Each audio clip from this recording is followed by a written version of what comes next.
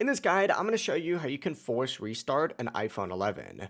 Before we do get into this guide, make sure to like the video and subscribe to the channel with all notifications on. It really does help with the channel and lets us know that you want more content like this. We'd greatly appreciate it, and if at any point throughout this guide you do have any questions, just ask them down in the comment section below and we can help you out further. I'm going to be doing my best to reply to every single comment down there. The best way to do this is by using a button combination, and this is going to work whether your iPhone is still working or it's completely frozen. Essentially, go ahead and press up on the volume up button, then press down on the volume down button, and then press and hold the side power button until the screen goes completely black and an iPhone Apple logo does appear. Once that Apple logo does appear, go ahead and release that side power button and your iPhone will begin doing the force restart. This fixes pretty much every single problem on an iPhone. Whether it was frozen, whether it was stuck on an app, you'll be good to go. But yeah, if you guys did have any questions, just ask them down in the comment section below and we can help you out further. I'm going to be doing my best to reply to every single comment down there. Before you do leave this guide, make sure to like the video and subscribe to the channel with all notifications on. It really just helps out and lets us know that you want more content like this.